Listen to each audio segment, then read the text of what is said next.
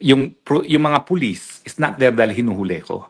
Ang mga pulis naroroon dahil alam nila na sa asylum seeker may banta sa buhay ko.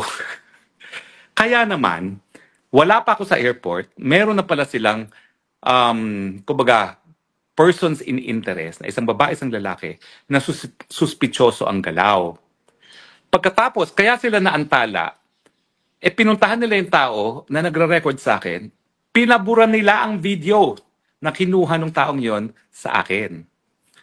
At in-interview nila yung tao. Ang gusto nga nila, talagang in-interview nila yung tao at tinatanong kung sino siya at bakit nga siya nag-video sa akin, bakit ako sinusundan, no? Wala naman daw, Pilipino lang daw siya, no? Kaya naman siya nagpapa-video. Pero ito pong questionable. Nung bumaba ako, yung taong yun, at saka yung kasama niyang babae, gusto rin bumaba. Hindi na pinayagan ng pulis, ng airport police.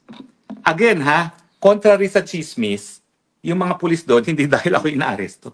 Yung mga pulis doon ay because binabantayan ako. Dahil sa karanasan nila, maraming gustong pumatay sa mga asylum seekers.